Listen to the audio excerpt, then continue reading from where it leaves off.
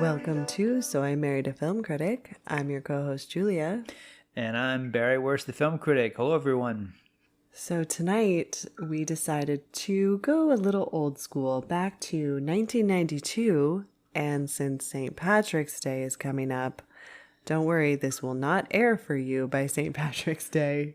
But we decided to watch Far and Away. We are recording this in March of 2022. So if this is an older episode and you're like, ooh, I should wait to listen to this on St. Patrick's Day, well, you can do that. But I promise the jokes will be universal all year round. What are you even saying right now?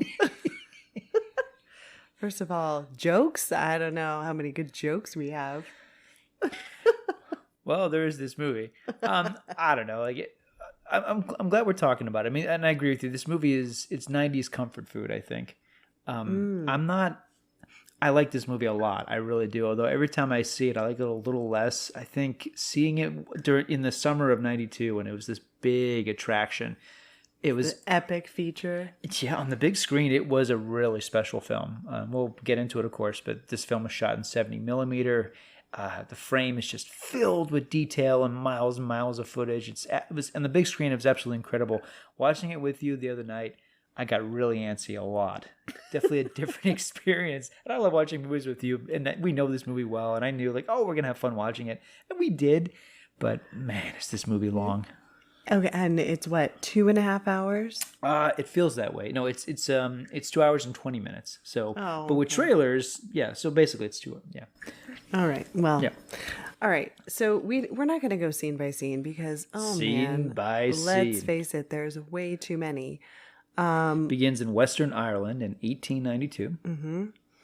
And we The titles are green, folks. It's really Irish. yes. Really Irish. Lime green. Oh my gosh. I was like, wow, they really took this very extreme. Yeah, I mean, like, this is, I think Ron Howard is trying to declare that, even though this is an American filmmaker, this is the most Irish movie that ever Irished. It's such an Irish movie. Opening credits, like Cole Meany, Brendan Gleeson, and Jared Harris are in this movie. That is like the trifecta.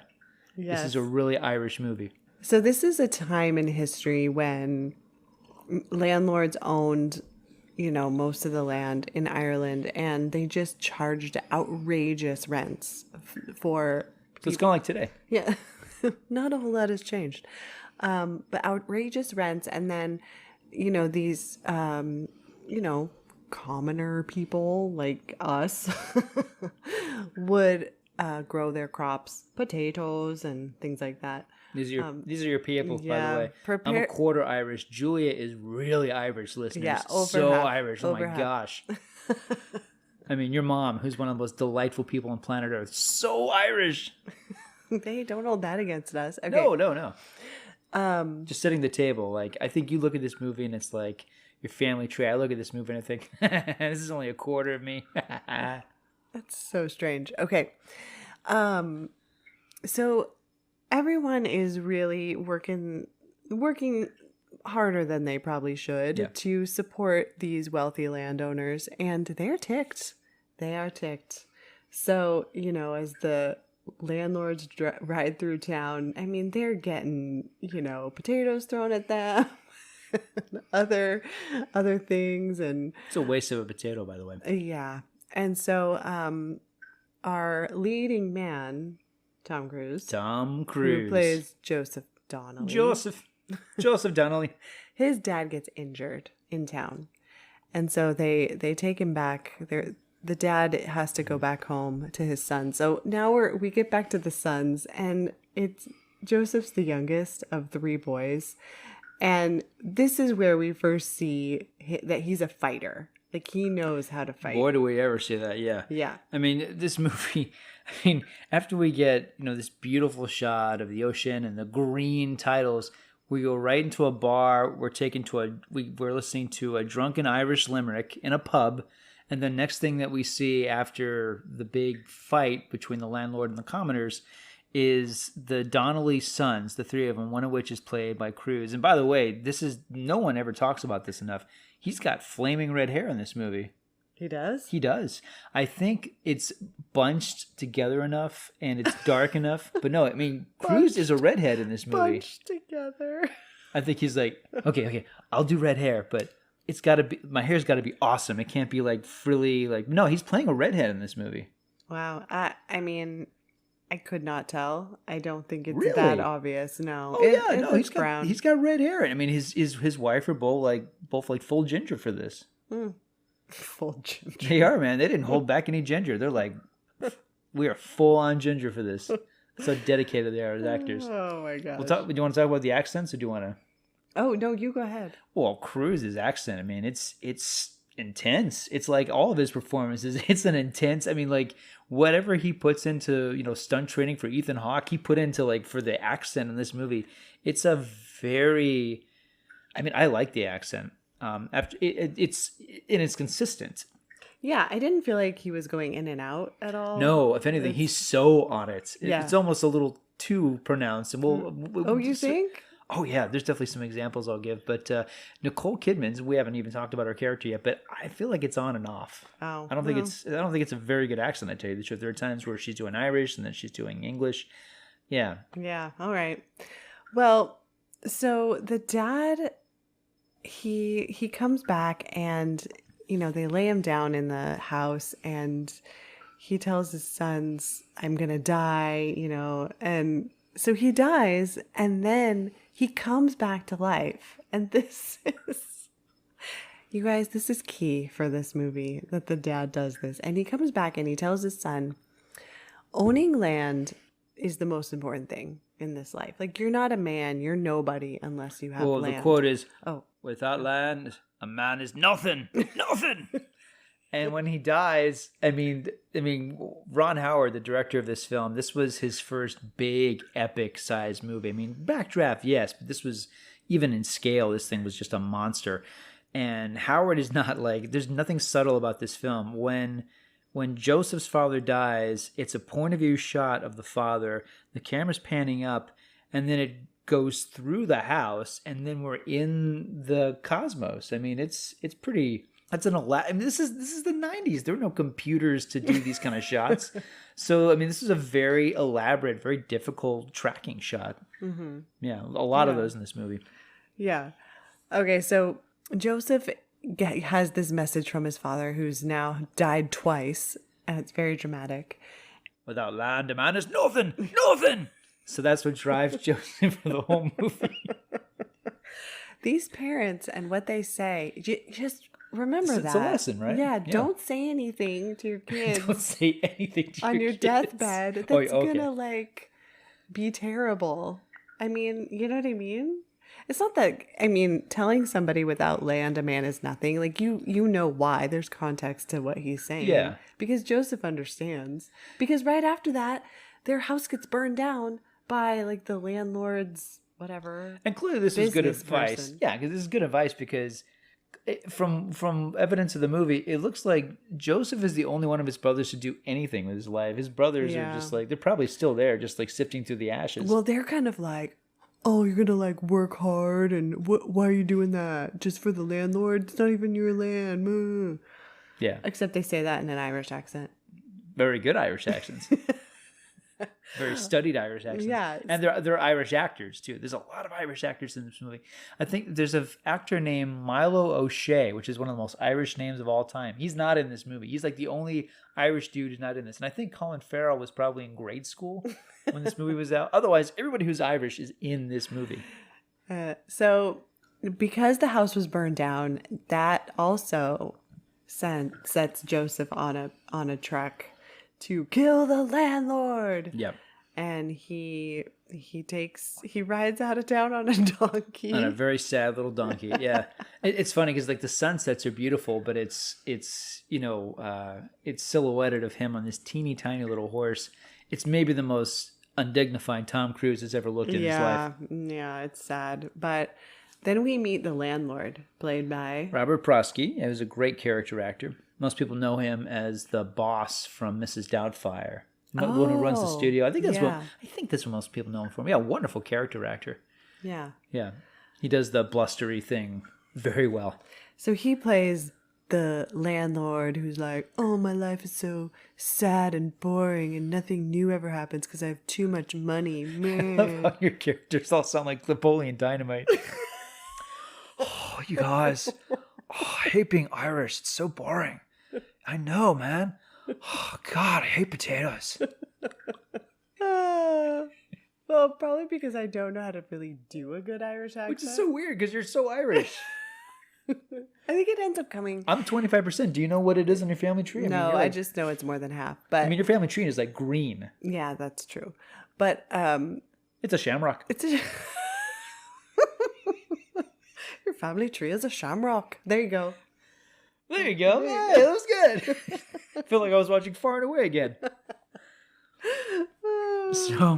So we're talking about Robert Prosky, who's the land baron, and Joseph, played by Cruz, follows him home with the plan of assassinating him. He's got this gun. He's in the bushes and he's watching him, and this is where look, folks. This there's a lot of movie here, and the movie doesn't need half of the movie that it has. Yeah. It takes its time. It's a lot of supporting characters and a lot of dead ends. I mean, really, it's about two characters finding each other, and the movie has. But how they find each other in the beginning, this is good. I mean, it's slapstick because he finds her because he sleeps in the barn. And he sees a horseshoe, and weirdly enough, a horseshoe is this recurring motif through the movie where whenever he encounters Shannon, a horseshoe will be present. Why? I don't know. No, she and I told throws a horseshoe. Yeah, and my guess is because, in a box of Frosted Lucky Charms, a horseshoe is one of the shapes. So I think that's why. Yeah. Because it's Nicole Kidman. She's magically delicious. Oh my gosh. If you haven't turned this podcast off by now. Well, if you're Nicole Kidman, you've definitely turned off this podcast by now. Okay, so she sticks him in the leg with a pitchfork. With a pitchfork, yeah. Because he's trespassing. Yeah. So then he limps out of there and tries to shoot the landlord again, but the gun blows up in his face. Yeah, backfires. It's great. And he doesn't. But they take him upstairs to nurse him back to health and clean him up because, as the mom says, I want him to be in good health when we hang him, and so we can hear his own neck snap. Charming lady. Wow. Yeah. Okay, but this is the part that I remembered as a kid. Oh, I'm sure you did. Because I was watching Oprah. Okay. So you're watching Oprah. Yeah, Joseph is laying on the bed and Cruz. Yeah. And the mom, Shannon's mom, is trying to clean him up, and she's like, "Turn away, Shannon. To protect your innocence," because he's naked. And so she covers his crotch area with this large bowl. That's the only thing that Cruz is wearing. Yeah, it's the only thing he's wearing. And so she has to go do something outside of the room, and Shannon's left there alone with him. And so she takes a peek under the bowl a couple times and has this smirk on her face. Okay, so when I was, 12, watching Oprah, they were on. Where was your mother? I don't know. Why are you watching Oprah? I don't know. But it was on after school, You don't have to explain. Okay. I understand. So Tom Cruise and Nicole Kidman are being interviewed, and she said that for one of the takes, he told the set people oh yeah, don't put a towel under there. I'll just be naked, but don't tell her. And so that's the take they used. Oh, is nice. Her lifting up the bowl and being oh. Some good acting, because at this point they've been married for 2 years, so she's seen the cruiser. She's seen the cruise missile by this point, but yes, good acting. Yeah. So every time I see that scene, I just think it's funny because the look on her face is just. Yeah, she's trying to keep character. She's trying to not crack up, basically. Yeah. And act wow, I've never seen that before. Then she's like, oh, this again. Yeah, exactly. All right. So I don't know. Then we see Shannon has to perform for the mom and her friends, and it's just a lot of exposition on how she's being forced to be somebody that she's not. Yeah, it's a lot of narrative busy work because Shannon is very modern. She wants to go to America. I'm modern, mother. She has a lot of dreams about America, and she wants out of there, and she does not. I mean, it's one of these things where her whole life is being basically plotted for her, and she wants out of it. So she wants to leave Ireland, and she's plotting to go to America. And meanwhile, Cruise as Joseph is trying to get out of this house, and it keeps... It's a lot of slapstick of him trying and failing to escape. Yeah, and then we meet Shannon's wannabe suitor. Thomas Gibson playing Stephen. Mm-hmm. Stephen Chase, I think. Yeah.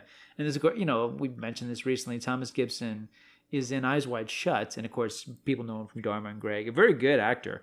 I kind of wonder if they made him wear the mustache so that he looks as much not like Tom Cruise. Yeah. Because the dude looks like Tom Cruise. They could be brothers. That's funny. In fact, yeah. I think William Apother is the name of the actor who's Tom Cruise's actual brother, who's in a few movies. And Thomas Gibson looks more like Cruise's brother than Cruise's actual brother. Okay. Yeah. Yeah, so it's like... He's the dad's right-hand man. He's the one who takes his, cronies out to, like, collect all the rents and burn down the houses. He burned Joseph's house down. Yeah, he's the one who burned it down. And so, you kind of realize that the landlord is so hands-off and this guy is just doing all his dirty work. So that kind of comes out. And long story short... Cruz spits in this guy's face and he challenges him to a duel. And what a loogie, man. Yeah. I mean, I do wonder if they had just this big thing of gob goo that they just throw in the actor's face, because it's not like one take. You see Cruz spit and they cut to Thomas Gibson. It looks like he's been slimed from Ghostbusters. It's pretty great. I always wonder when they spit on people in movies if it's actually spit. Because it always looks so real and so nasty. Well, it's gotta register for the camera, so you gotta have either water or whatever. But I think my favorite is it's in a Clint Eastwood movie called The Rookie, where Clint Eastwood he's tied to a chair, and the bad guy, the villain, Sonia Braga, she's going to torture him, and she puts water in his mouth, and he spits in her face, and she licks it. It's really gross. Ew. Yeah. Okay. Anyway. Thank you for that story. Sure. All right. So Shannon sneaks into his room and tells him about the land. So there's land coming up in California and Oklahoma, sorry. And this is a real thing that happened where the United States opened up 12,000 plots of land in Oklahoma. And if you wanted to go and be in this race, all you had to do was race for it with a flag, and then you would have, I don't know, 1 acre, 2 acres, just untouched land. Now you had to build your house and do everything. It's not like there was a town nearby, but so she's telling Cruz about this, and she says there's 160 acres. Yeah. And the movie is really setting up where we're going, and it's really exciting because you don't think, okay, this amazing sequence she's talking about, we're not going to see it for an hour and 50 minutes. It's a long time till we get there, folks. It's a long time. Land, it says. Land. Wanted. Strong, healthy men and women. Every resident of the United States is entitled to 160 acres of land. They've got so much of it, they give it away for free. No land is given away in any part of the world. In America it is. And I'm going there. I'm going to have a place of my own. And I will have horses on it, and I will raise them, and I will ride them any way I please. What do you need more land for? You're on half of Ireland as it is. The took it your people did.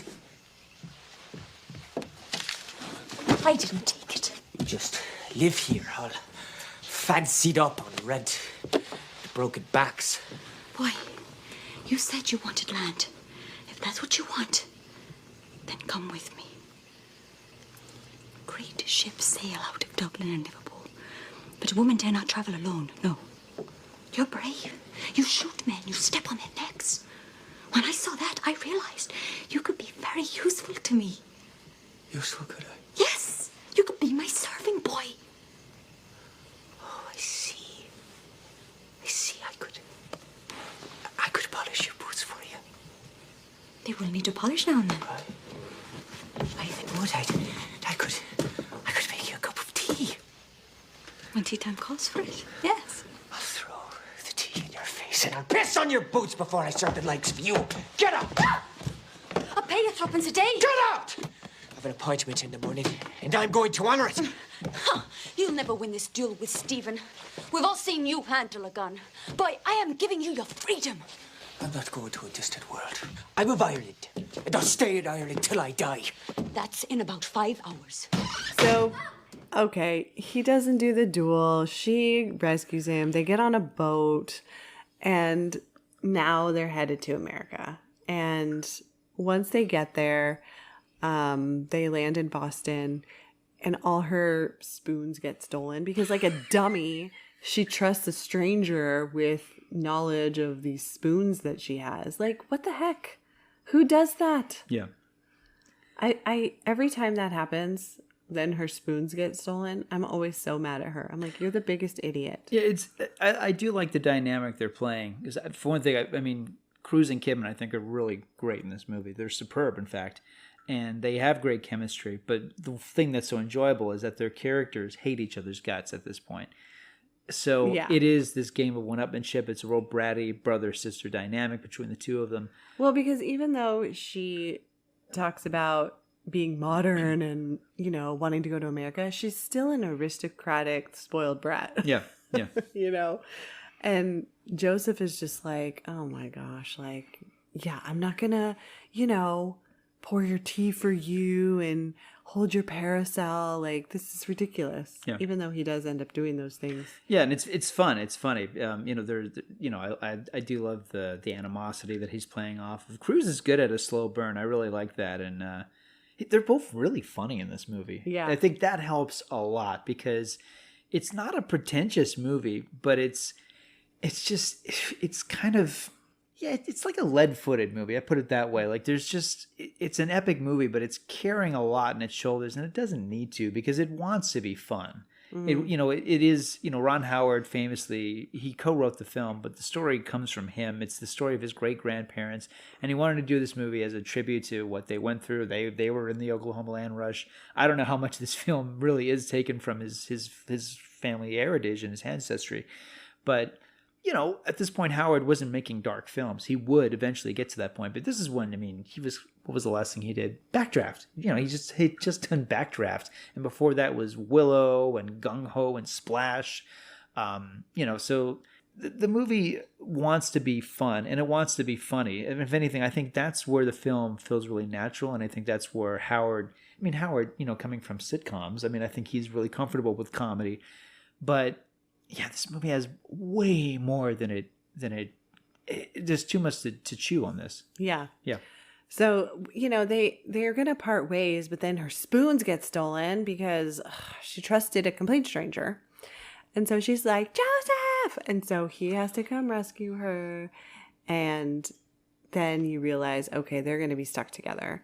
And they end up at, basically living in a brothel. It becomes a bare knuckle boxing movie for about half an hour. Mm-hmm. This is in the Boston portion of the movie where we meet Cole Meany's character. Cole Meany is a wonderful character actor, probably best known for Star Trek, and he oversees this boxing ring, bare knuckle boxing, and he immediately recognizes that Joseph is a scrapper. Joseph is unbeatable. He has so much fight in him, and one of the things that the movie sort of hints at, because it's a pretty chaste film, but it's indicated that, Joseph has so much he's so sexually repressed being around this woman he's so attracted to that he takes it out on the ring.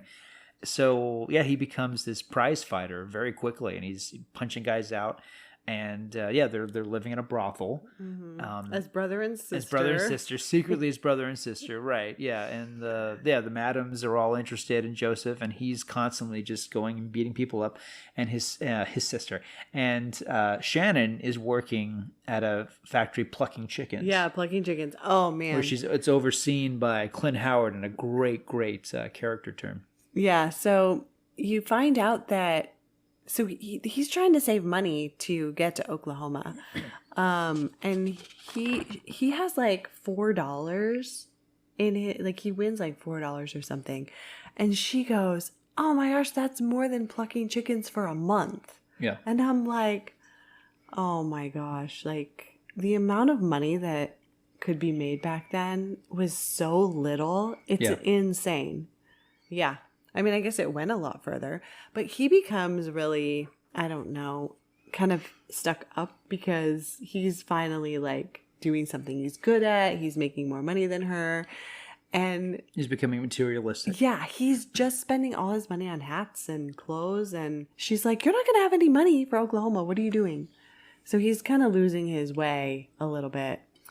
And I think she's jealous of him. Yeah. You know? Yeah, and this is the part of the movie where Cruise, whenever I think of his performance in the movie, I think of this scene because, again, like I love his performance in this. I do. I love them both in this movie. But, I mean, that accent, man. There's a scene in this movie where I swear, like, this is where he and the dialect coach, like, really must have been, like, up all night. Because it's like he's teaching her how to wash her clothes.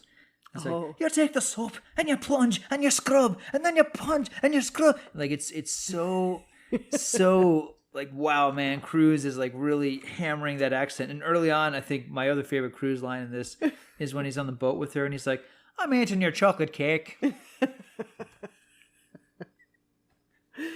Yeah, no, the accent is really good. I don't know, like, this was a decade where there were a lot of movies about the Irish, and most of them were about the Irish Republican Army. Most of them. So I mean, it's really rare that you have a movie that actually celebrates the Irish and it's fun.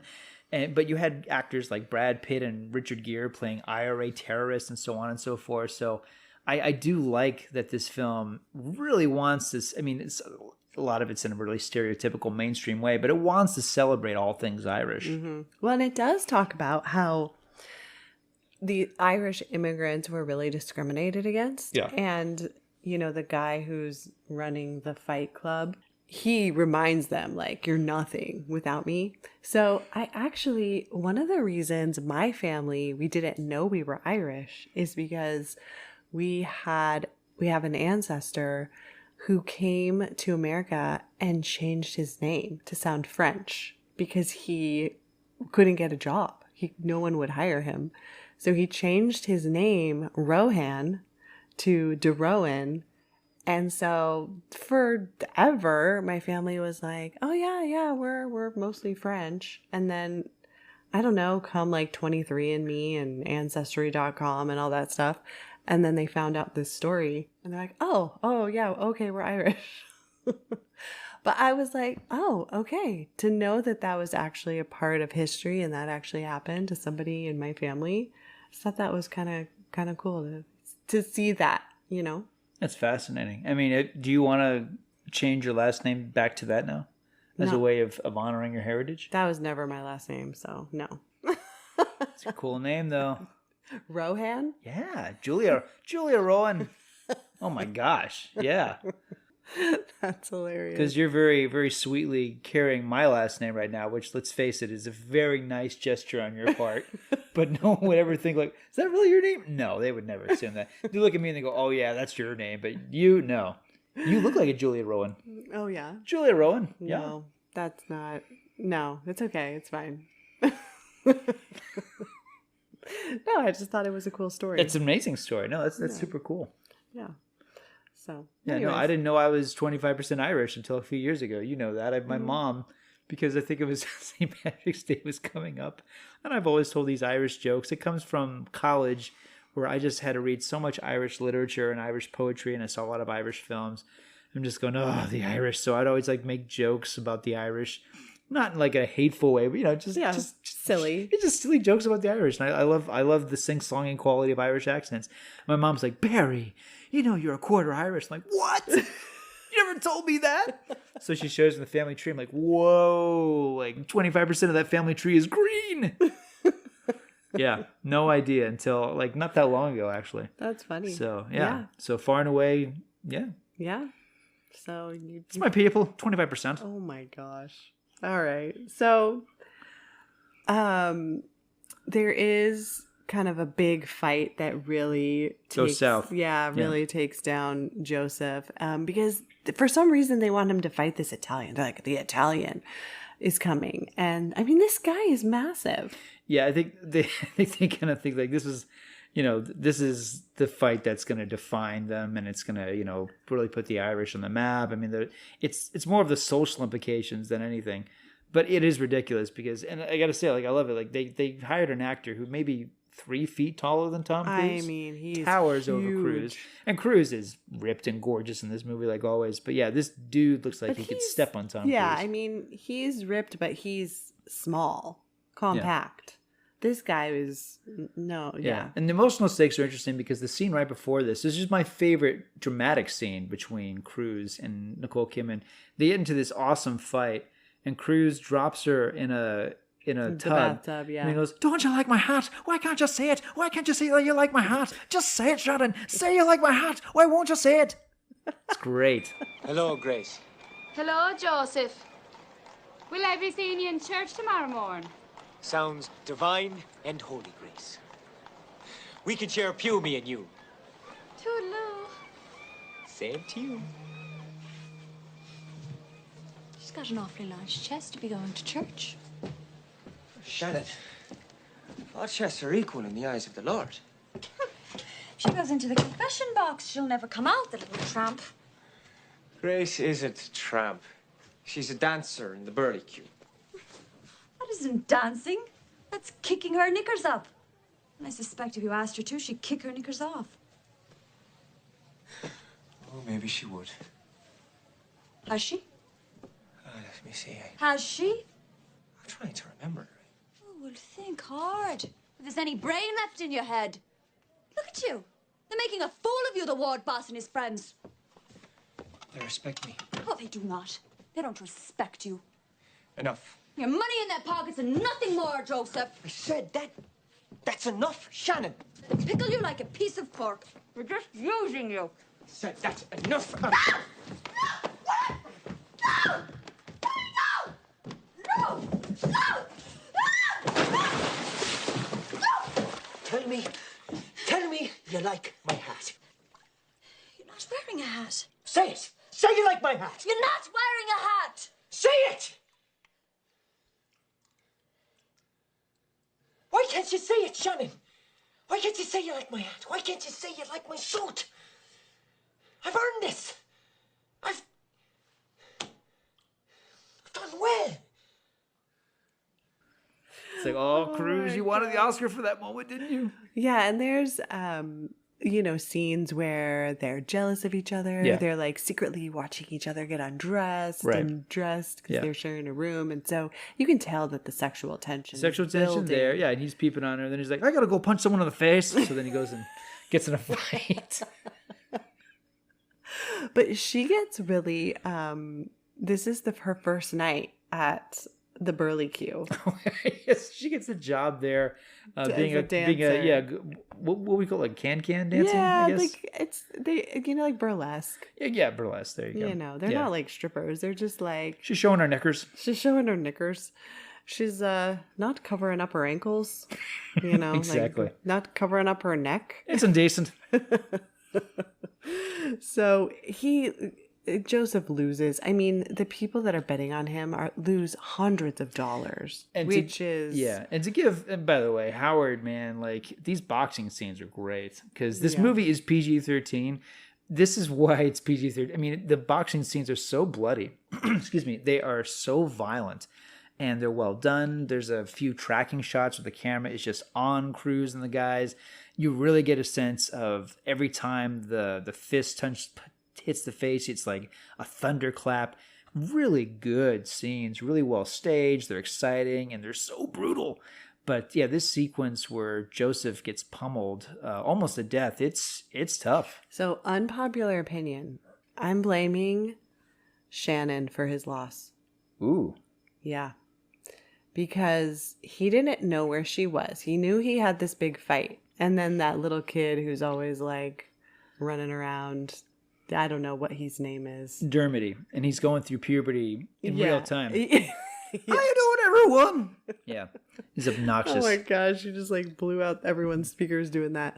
That's what puberty does. So he's like, Joseph, you gotta get down there, and he's like, where's Shannon? He's like, she's at the club, So he's distracted by the fact that Shannon is a burlesque dancer now, and he thinks he punches out the Italian, and he goes to like cover her up, like, oh my gosh. And they crowd surf him back to the Italian, and he's just not, his head's not in the game. They do crowd surf. It's like a Nirvana video. It's great. So, she's also being kind of taken advantage of by one of the owners, and but like if she hadn't have been there, he would have won that fight. Emotionally they're like children because what education do they have? It's limited. And their life experience is limited, and they're having to act like grown-ups, even though they're both, there's kind of an arrested development to both of them. And it speaks to the times, but it also speaks to the fact that she's spoiled and privileged and protected, and he's wild and unruly, but naive. So they're both like kids in Boston in this sick, skeezy world that they're unable to, and this is the moment where they kind of realize what's up, and they're literally thrown into the street. And it's gritty, it's brutal, it's as ugly as this movie gets. I like the scene a lot because it is powerful and it's upsetting. And man, I miss the days where Cruise played a character like this who gets his ass handed to him. It just doesn't happen. Yeah. I love Cruise, but like he tends to play characters who are the smartest person in the room, the strongest person in the movie. Well, now he's in Mission Impossible. Indestructible. Indestructible. And and that's fine. Those are movie star roles, and he's great at those, and people love him in those. Fine. But like this guy is an actor who can act. He's always, it's crazy to say this, but he's always been underrated as an actor. He always has been. Everyone always talks about how good looking he is and all this stupid stunts he can do, but he's a really amazing actor. And I like seeing him play characters who are self-destructive or self-defeating, or, in this case, a guy whose, arrogance gets, just completely undermines him. So this portion of the movie is really good and makes me think like this is what, if this movie was tighter and tougher, in my mind's eye, I'd love to see a whole movie like this, just a film about the immigrant experience that's really, really tough. Because this movie, and I like this movie, I do, but even the boxing scenes, the whole movie feels like a Disney movie to me. Okay, but before we get too far, what do you think about the fact that Shannon is writing her dad letters back in Ireland, and he's keeping them from the mom? So the mom is like, I wish I knew how Shannon was doing. I have no idea. She's like, and then the dad just like pulls out like 6 letters out of the piano and is like, read for yourself. Like, what? more with these hidden letter schemes. I know. Yeah. It's like you think, The Notebook was not the first movie to come up with this, and for that matter, neither was Over the Top. I think it was Harlequin romance novels. No, honestly, I think the parents are dead weight. Honestly, in this movie, I think after we get the scenes of the failed assassination and they flee Ireland, I kind of wish the family had stayed. I know, because this movie has too much going on. Because then their house gets burned down, and then they come to Boston, and the night that Cruise gets the crap beat out of him, he sees the suitor guy. Yeah, Steven, the bad guy. Yeah, Steven. And Steven has a picture of Shannon and is like, have you seen this girl? We're staying at this address. And so he knows where they are. But it just feels like, okay, you came all the way to Boston. It's very convenient that in Boston, of all places, they're able to run into each other so conveniently. And as I told you, like, I thought at this point it's established that Shannon and Joseph have been literally thrown out in the street. They literally have nothing. They have no money. They can't, I don't even think they even have the clothes. All the things that they earned are no longer. Yeah, they've got nothing but they took everything. The clothes on their back and each other. That's all they have. And I think it would have made a lot of sense, especially since Joseph has a real survival instinct at this point. He's not completely connected to the fact that he's in love with Shannon. I think it would have made a lot of sense if he's like, oh my God, Steven, I hate your guts, but here she is. Take her back to the family. I screwed up. We had a terrible day of it. I'm going to go get some wooden teeth and we'll be okay. Yeah, but instead, the movie like has this 10-minute long. They wander around Boston for 3 days. 3 days, because then the next scene is like, we've been wandering for 3 days. I'm like, 3 days? And she's like, we can't keep doing this, Joseph. We're gonna freeze to death. And I'm going, yes, I agree.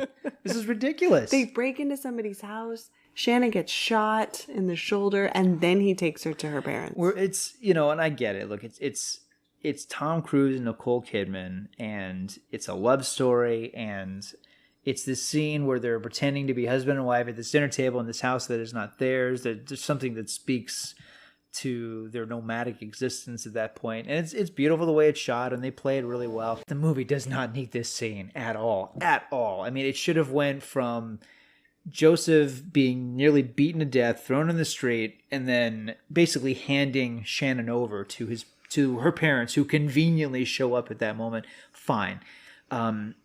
This film really needed I mean, this is one sequence in particular. I mean, the film just does not need it, I don't think. Yeah. So then he drops her off, and Joseph, I was like, man, Cruise is just like running. Boy, like I think sprinting. I think contractually he has to run in everything. I think even in he has to run at the speed of light. So like, but Cruise, it's Rock of Ages. No, man, I'm gonna run in this one too. I think in everything he does, it's like, I gotta run. Yeah, it's really funny. And then he goes to work on the railroad. The movie picks up 8 months later. 8 months later, and we're in the Ozark Mountains. I'm going, wait a second. I know this movie really well. I don't remember any of this. Like, what? I've seen this movie at least 10 times. I don't remember any of this stuff.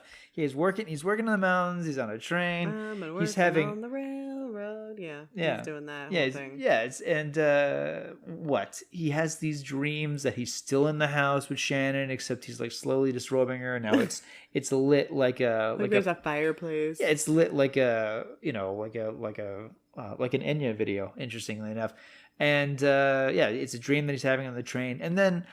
Yeah, so it's like there's all this talk of like, you're going to go to the Oklahoma land rush. No, I'm not going to go. And then... Oh, yeah, because the guys on the train are making fun of the people that are going to the land rush. Like, oh, they're not going to get land. That's crazy. Yeah, again, just like scenes, minutes ticking by. And I'm like, wow, this is, again, boy, did the movie need to lose this. So, yeah, and then the point where I actually got angry watching it with you the other night is Joseph has a dream... He has a dream about ghosts, Da. Da, it's you, Da. Hey there, Joseph. I'm dead. I'm in the afterlife. Oh, Da, how are you, Da? Oh, son, it's cold here. It's different. It's a bit of a chill. I'm looking at the mountainside. I'm looking at Ireland. I'm looking at heaven. How are you? Have you washed yourself, boy? Yeah, no, but Ghost Dad comes back. No. There's no D at the end of it. Sorry. It's Da. It's Ghost Da. Ghost. Da! Where are you, Da? So we stop. I'm here, Joseph. No, all Ghost Da comes to remind Joseph of is, if you don't have land, you're nothing. You're nothing! You're nothing! So it's like another like guilt trip, afterlife guilt trip. Da, I need some help, Da. Joseph, in case you haven't forgotten, if you don't have land, you're nothing! You got nothing! Yeah, in case we didn't like already get that like nailed into our heads. And of course he wakes up, and of course it's just a dream. But I turned to my wife and I said, oh my gosh, this movie has time for Ghost Da. This movie is too long. If you're making time for this, you know there's something went wrong in the editing room. He has time for like fantasies, ghost dog, he has time to sleep on a train. Because look, it's like we don't need, because maybe the most important moment in this sequence is that he's fantasizing about Shannon, but like, we get it, movie. She's lovely. He's lovely. They love each other, but they expressed it through their anger. They're immature. Like, we get it. We don't need to be like, hey, I actually think she's attractive. No, we know that. Okay, but he gets off the train and he joins the Oklahoma Land Rush people. Yes. So finally, finally, we we get to Oklahoma. Yeah, I'm like, oh man, now this movie. And it's funny too, because once we get to Oklahoma, the 70 millimeter really kicks off. It's like, oh man, it's like that again. The camera is like, there's so much detail. There's so many sets. There's hundreds of extras. Going, wow, like we're finally out of this whole claustrophobic Boston thing and a scene in a train car. And now, like, this film is looking and feeling like the Ron Howard epic, Irish epic again. Yeah, I'm like, oh man, this is like the movie I wanted to see like an hour ago. Yeah, that's funny. Okay, and didn't our friend text you and say that her uncle was an extra? Yes, her Uncle Mitch, my dear friend Lisa, her Uncle Mitch is in the movie. He's in the Oklahoma land rush scene, and I said, babe, there are hundreds of extras. I don't know if she's going to be able to find him. I was leaning forward and I'm thinking, okay, like he might be one of those 40 people right there. Yeah. Maybe if we pause it in frame by frame, but I was not going to figure that out till last night. Yeah. I don't know, Lisa. If you spot him, let us know. Yeah, we'd love to know. But last night was not the night. So Joseph gets a horse and he gets drunk. His horse dies. Yeah, there's a lot of cool. There's some funny stuff here. And this should have been, like, if you're going to reintroduce her family, this should have been right where you do it, instead of intermittently going back and forth with the Christies. Because there's this thing about how Mr. Christie, he's a land baron, he's unhappy, and he comes to Oklahoma and he fancies himself a cowboy. And it's fun. It's fun. The characters suddenly feel like, I love how rugged we are. I love how rugged this is. Yeah, he's like, I have a new lease on life kind of a thing. Yeah, it's like, like a child discovering a gun for the first time. Yeah, he's just like wild and scary. And meanwhile, his wife is like, oh, just like, it's a nice bit of comedy. It works. And then, of course, we reintroduce Stephen, reintroduce to Shannon. And when the two lovers are reunited, it's nice. You do get the sense of like, they're not going to tell each other how they've been thinking about each other, how much they miss each other. They're just going to talk about everything except that. That makes sense. Although at this point, Cruz has a line that I think they thought was going to wind up on T-shirts, and it just doesn't happen. His line is, "You're a corker, Shannon. What a corker you are."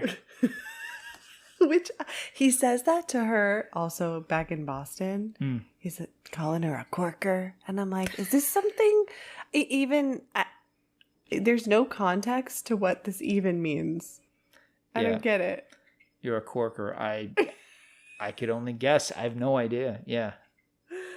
If we have any listeners in their 90s who have who know what that means, I have no clue what that means.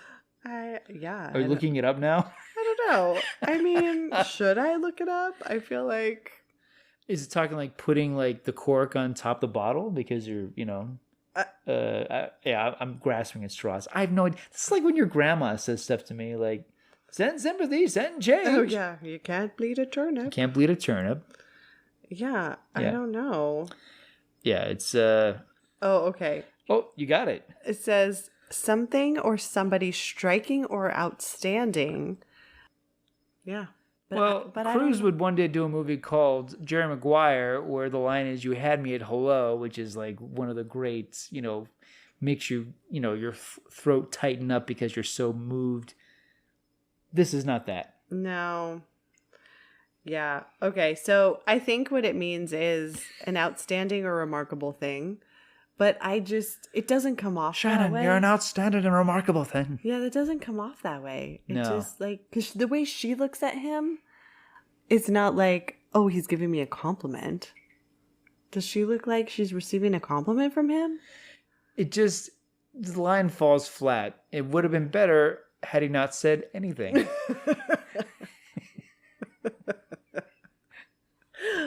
my gosh. Okay. So there's the funny part about his horse. He gets sold. The guy has like 2 horses left. And he has like a horse that's almost dead, who's been broke. And then just this wild stallion that has not been broke. So he gets the broke one and it breaks. And he has to go back and get the stallion. And this horse, I don't know, it's either going to do its job or kill him in the process. Yeah. So... Yeah, it's the wildest horse you could possibly imagine. And the reveal that his horse is dead is surprisingly a really funny visual. It's a really funny moment. I got to say, like, the night before the race, I wrote this in my notes. It's like, it feels like Howard is chomping at the bit to get to the big scene of the movie because it's nighttime. There's this raging bonfire. There's guns in the air. There's horses everywhere. Fireworks. There's carriages and extras. Like, man, like, this, even for a nothing throwaway scene, like Howard is, I mean, clearly no expense was spared in this film. I mean, it's just a giant film. Yeah. Yeah. Yeah.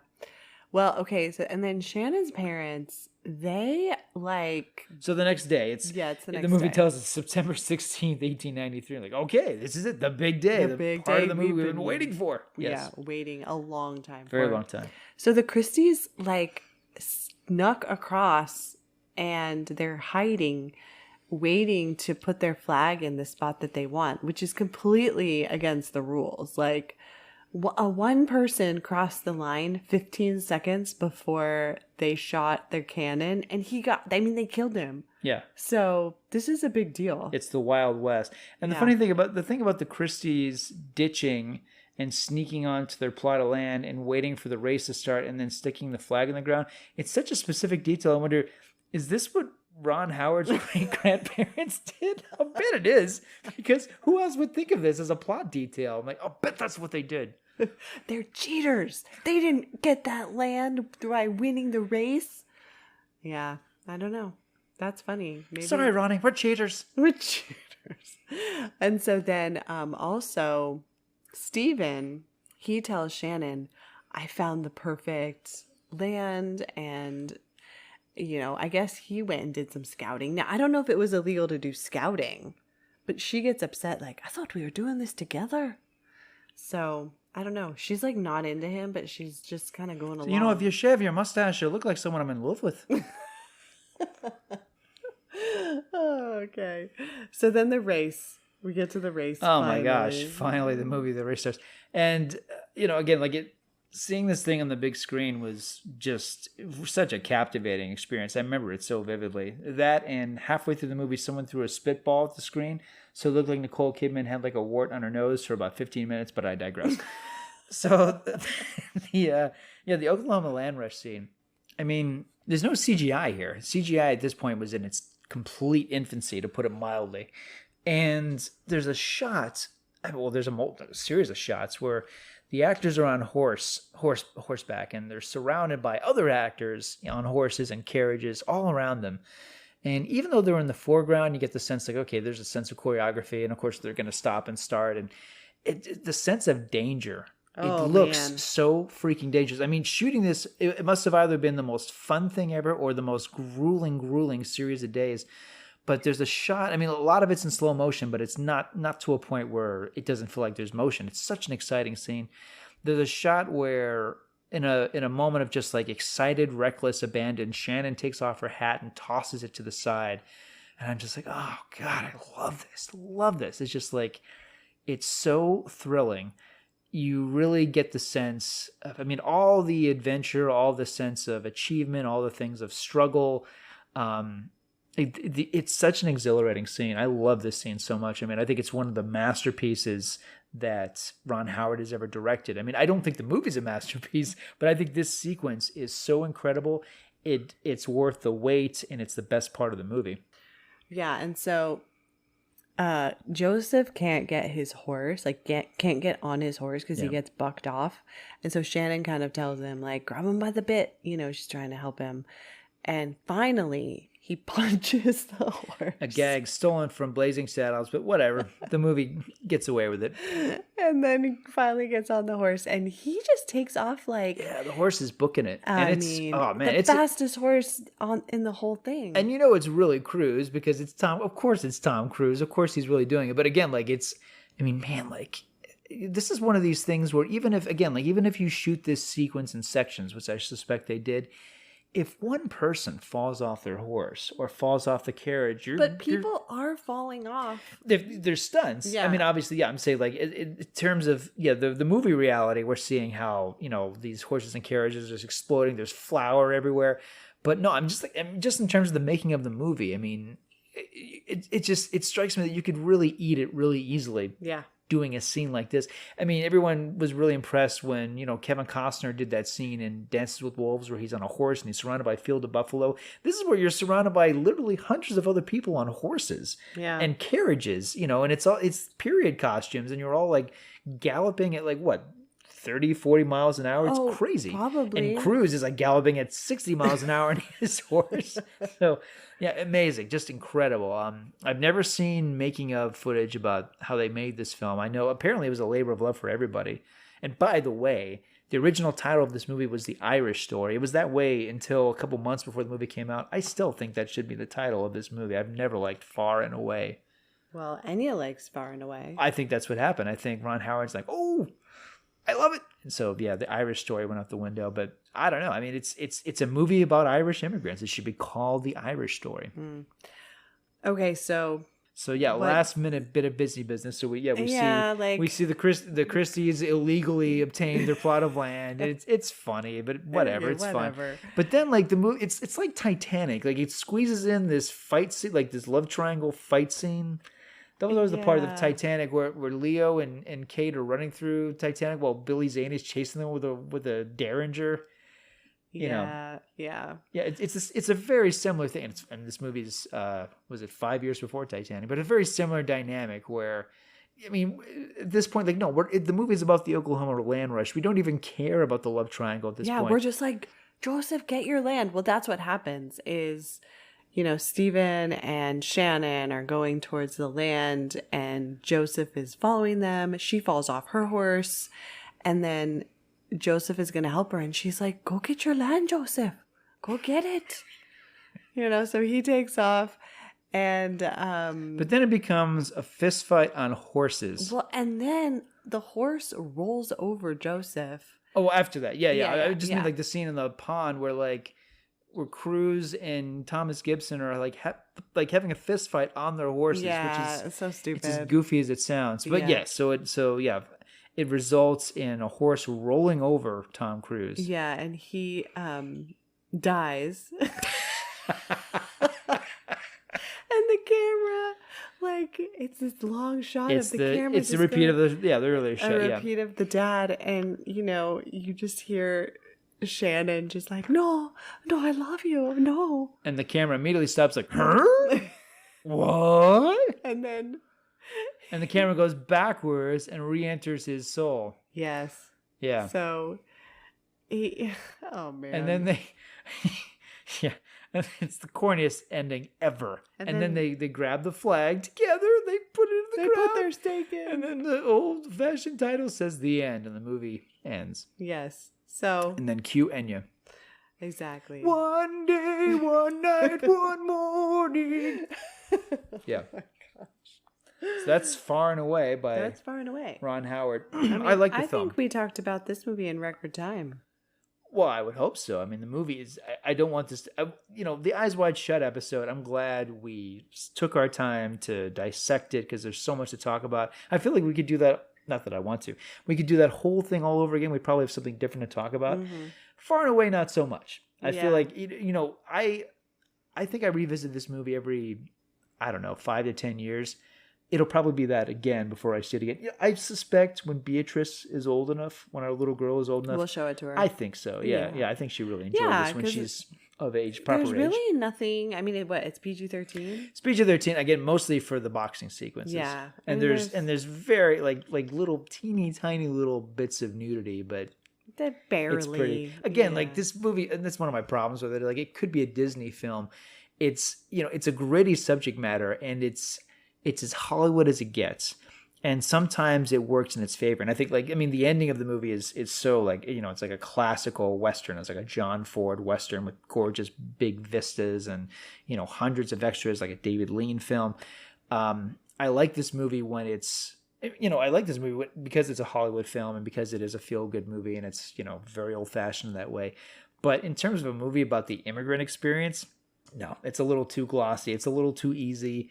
For one thing, Cruise and Kidman always look like Cruise and Kidman. They never look like they've ever had a speck of dirt. I mean, Cruise gets a little bit of blood now and then, but... Well, what's funny is he has, he gets completely beat up by that Italian guy. Right, and then 3 days later, when they show he looks like Tom Cruise again. He looks fine. Yeah. Like, are you kidding me? You've been wandering Boston for maybe because 3 they're days? in this. Maybe the argument is he's in the snow, so like the snow is like cooling his face. Come on. He should still look like terrible. I don't even get it. 3 days in a storm. I mean, like you and I lived in Colorado. I mean, can you imagine like wandering Colorado for 3 days in a snowstorm and living? It was like, okay, we're on day 2 now. No. And then after 3 days, like, okay, I'll contact your parents. Your parents will take care of you. I know. Ridiculous. Yeah, I like the film. I mean, I have fond memories of when I saw it. What's your alternative like ending or sequence? Well, because we talked about what we would take out. Yeah. No, I hadn't thought of that. Oh. Honestly, I mean, I don't think I'd want to add anything because there's just too much movie here. I told you how there is a 170-minute version of this film. No. There's a 3-hour version of this movie that I swear it's going to happen. They're going to release it because this film, it did all right, but it wasn't a big hit when it came out. It was actually seen as something of a disappointment, but it has a big following. So I suspect, in the next... Well, what else are they going to add? Well, apparently and I was reading about it, the special edition of this movie, the longer cut, it was shown on television once. And it was in '96. They had a marathon of Far and Away. With commercials? Yeah, I think TV? it was like basic cable, like Oh. the extended cut of the movie. And apparently the movie is really plot heavy, especially in the first act. So apparently it took a long time for the movie to leave Ireland originally. A lot more of all the people in the pub, all the people in their lives, more of the brothers, more of the family, friends. Yeah, like there was just a lot of stuff with all the people in the town. And there is a cut where Ron Howard put all that back in. I don't want to see it. I'd almost be curious if the movie works better because, I mean, as is, it feels like it's too long. But I wonder if by making it longer, would that just make it feel more like what it should be? Because for me, it's kind of neither here nor there. It's a 3-star movie for me. I really like it because of how good the Oklahoma land rush scene is and because of how good the leads are and because there's some great scenes throughout. And it has a sense of humor, which I think really helps a lot. But there's no way it being longer is gonna make it better. I don't know about that. Oh man, there's some it's like that Michael Mann movie Heat. I get into my friend Lena and I always debate about that. It's one of my favorite movies, and she's like, it's too long. And it's very long, but I don't want a shorter version of that film. I think as is, it's kind of perfect. And I think there's some films like they're meant to. Shawshank Redemption. Okay, I think we can agree on that one. This one we could all agree on.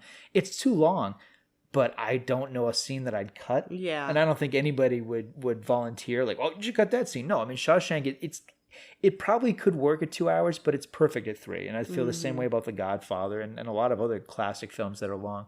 So I am kind of curious. I do wonder if especially if that was Howard's original vision, if he really envisioned it that way. And maybe the 2-hour, 20-minute cut was a compromise, although... How would that be a compromise? I mean, that's like more money and more running time than most filmmakers ever get. Okay, here's my alternative ending. Please. Okay, so Cruise gets rolled over by the horse and dies, and while he's dead, he meets Gosta up in the clouds. And he's like, son, you can't die now. You're just moments away from getting your land. If you stay dead now, you're just a big loser. You're just a big nobody. And he's like, you're right, Da. I gotta go back. And that's why he goes back and he gets his land to please Ghost Da. I like it. Because it's me, I would go dark. I would actually have him die. And Shannon is like, just dying, just crying over his body, and she's holding the flag, but she tosses it to the side because she doesn't want to live on this plot of land without Joseph. And then the camera pans back, and you see that glowing, like Obi-Wan Kenobi and Yoda, are Joseph and Ghost Da. And Joseph goes, Dad, I did it. I got this far. And he's like, son, you got nothing. You didn't get the land. You didn't get your Shannon. And now you got nothing. One day, one night, one more. Wow, that's really depressing. He doesn't even come back? No. Wow. No. But they will both haunt Shannon for the rest of their lives. Oh, man. Does she have to end up with Steven? No, she won't end up with Steven, but she will live in a house. She'll go back to the brothel in Boston. No. And it'll be haunted by Joseph and Ghost Dog. Oh my God. You're welcome, Ron Howard. That's so terrible. Oh. How many stars for you? Oh, I mean, I've always loved this movie. So this is yeah, 4? it's a 4-star movie for me. It was 4 the first time I saw it. It was 4. Yeah, and over the years, it's whittled down to 3.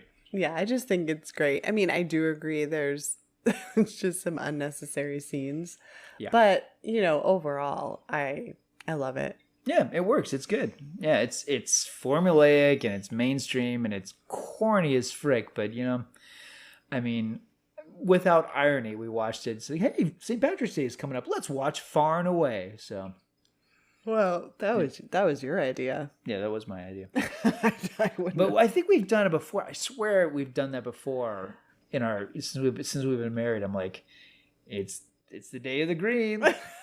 Time for some Far and Away. Oh my gosh, it's funny. All right, do you have any other thoughts? Final thoughts? No, I think I've said all I need to say about Far and Away. All right. Well, that concludes our discussion of Far and Away. Good night, everyone. Good night. Remember, if you don't have land, you got nothing. Nothing.